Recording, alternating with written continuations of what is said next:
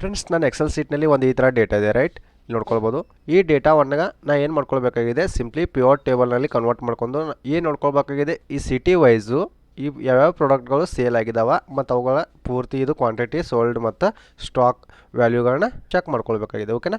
So ಮೊದಲಿಗೆ ಏನು ಮಾಡ್ಕೊಳ್ಳೋಣ, ಡೇಟಾ ಸೆಲೆಕ್ಟ್ ಮಾಡ್ಕೊಳ್ಳೋಣ. ಸೆಲೆಕ್ಟ್ ಆದಮೇಲೆ ಇನ್ಸರ್ಟ್ ಮೆನ್ಯೂನಲ್ಲಿ ಹೋಗಿಬಿಟ್ಟು ಪಿವಟ್ ಟೇಬಲ್ ಮೇಲೆ ಕ್ಲಿಕ್ ಮಾಡಿ ಓಕೆ ಕೊಡೋಣ. ಓಕೆ, ಇವಾಗ ಏನು ನೋಡ್ಕೊಳ್ಬೋದು, ಒಂದು ಪಿವಟ್ ಟೇಬಲ್ ಫೀಲ್ಡ್ ಲಿಸ್ಟ್ ಇಲ್ಲಿ ಬಂದಿದೆ. ಸಿಂಪ್ಲಿ ಏನು ಮಾಡ್ಕೊಳ್ಳೋಣ, ಪ್ರಾಡಕ್ಟ್ಸ್ಗಳನ್ನು ಒಂದು ರೋ ಲೇಬಲ್ಸ್ನಲ್ಲಿ ಬಿಡೋಣ. ಓಕೆ, ನೆಕ್ಸ್ಟ್ ಕ್ವಾಂಟಿಟಿ ಒಂದು ಸಿಟಿ ಕೂಡ ರೋ ಲೇಬಲ್ನಲ್ಲೇ ಬಿಡೋಣ. ಇವು ಕ್ವಾಂಟಿಟಿ ಸೋಲ್ಡ್ ಸ್ಟಾಕ್ಗಳಿವೇನಿದೆಲ್ಲ ಇವೆಲ್ಲನೂ ವ್ಯಾಲ್ಯೂಗಳಲ್ಲಿ ಬಿಡೋಣ. ಓಕೆ, ನೋಡ್ಕೊಳ್ಬೋದು. ವ್ಯಾಲ್ಯೂಗಳಲ್ಲಿ ಬಿಟ್ಟಾದ್ಮೇಲೆ ಒಂದು ಈ ಥರ ಟೇಬಲ್ ರೆಡಿ ಆಗುತ್ತೆ. ಓಕೆ, ಸಿಂಪ್ಲಿ ಏನು ಮಾಡೋಣ, ಇಲ್ಲಿ ಇವತ್ತು ಸಿಟಿ ವೈಸ್ ನೋಡ್ಕೊಳ್ಬೇಕಾಗಿದೆ. ಸೊ ಸಿಟಿಯನ್ನು ತೊಗೊಂಡ್ಬಿಟ್ಟು ಇಲ್ಲಿ ಪ್ರಾಡಕ್ಟ್ಗಳ ಮೇಲೆಗಡೆ ಇಡೋಣ. ಓಕೆ, ಅಂದರೆ ಸಿಟಿ ಮೊದಲಿಗೆ ಬರಬೇಕು. ಓಕೆ, ಇವಾಗ ಸಿಂಪ್ಲಿ ನೋಡ್ಕೊಳ್ಬೋದು ನೀವು. ನಾನು ಜೂಮ್ ಇನ್ ಮಾಡ್ಕೊಳ್ತೀನಿ.